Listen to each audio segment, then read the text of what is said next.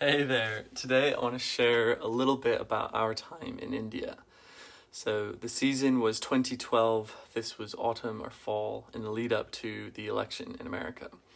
We had designed a project called Project Dehradun where we were going to go out and design and build classrooms for children with special needs in northern India.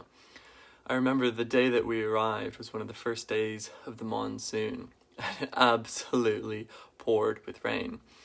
Sophie and I were dancing out in the rain, having this amazing time. We had so much belief about our ability to do good in this context. We were so excited, and it was this beautiful celebration. I remember the families in India welcomed us with this beautiful, quiet flame on a plate of oil. And they kind of anointed us, so to speak, with oil as we came into the household and gave us these beautiful kind of garlands, these necklaces of flowers. And it was the most incredible and diverse experience that probably I've ever had, but it was also the hardest that I've had. And I remember the pain of walking through this otherwise amazing city and seeing the garbage and the plastic and the refuse and the chaos that was being created by people's everyday life. I remember one morning on my morning run, I decided to run to the river, and I saw this young woman, a mother of several children, take a large plastic bag and just toss it over the bridge into the water. And I was so angry, and I wanted to yell at her and tell her, "What are you doing? You can't do that." And I remember walking up to the bridge and looking over the edge, and the whole river was full of plastic bags, full of rubbish. And there were entire villages living alongside this river, picking through the rubbish and making sense of it. And there was no infrastructure to deal with the waste. And I later learned that there was a shift in governance in Uttarakhand where there used to be clean canals running down from the Himalayas, filling up Dehradun with fresh water from the mountains.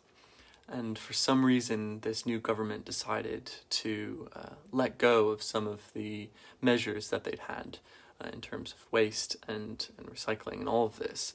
And the canals ended up becoming flooded with human waste and with plastic.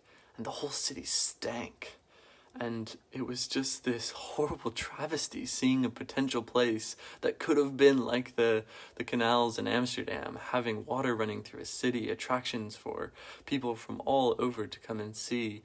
And instead it was death, it was chaos, it was destruction. And yet the Indian people locally had no choice. There wasn't the infrastructure in place. And now looking at the developing world, you wonder, with all of the resources that we have, how are we investing in systems that are still so inefficient in processing our waste, in dealing with water, in dealing with plastic? So much of the Western world has been shipping plastic to China for China to deal with. So much of the Western world sends their landfill items to Mumbai, and there's massive cities of rubbish that have been constructed out of the West, dumping their garbage in someone else's backyard. But I know that China has stopped accepting this waste. It's no longer hidden. It can't be tucked away. There's too much of it. There are entire islands full of plastic the size of Texas floating in the sea. We can't continue using plastic like we have. This is madness. We don't want our children to grow up on mountains of waste. We have to change the way that we package products. We have to change the way that we deliver goods, because plastic is a petrochemical product. It's dependent upon oil, and it doesn't go away. It ends up in the oceans. Even recycling is a very labor and energy-intensive process. And of course, we could improve our recycling infrastructure, but we could also say no to plastic as businesses and decide to just not use it. This is possible. There are systems that we can design that close the loop and use reusable containers. Why aren't people doing this? Is it purely an economic thing, or is it a failure of imagination? I don't know, but I'm really keen to explore this. That's why at Goodery we are trying to start off our grocery store with reusable containers, calling it zero waste, whereby the consumer has no real waste in their household unless they're throwing the food away, because they can get their rice and their oats and their lentils and their quinoa and all of the dry goods in glass jars, and when they're done with them they can drop them off in a box to be picked up by our drivers each week. And then we can go and do all of the hard work that they'd otherwise have to do to maintain those reusable containers in their home.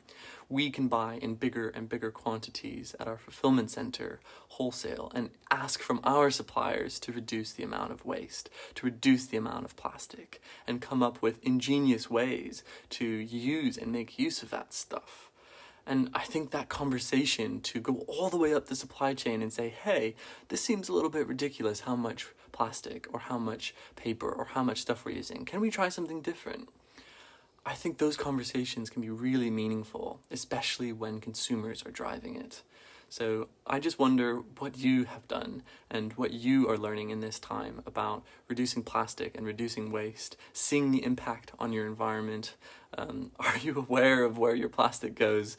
Personally, I haven't been to the place locally here in Norfolk, but I'd love to go. I'd love to actually witness it, because I think seeing the place where it's dealt with changes the feeling of dealing with it at home.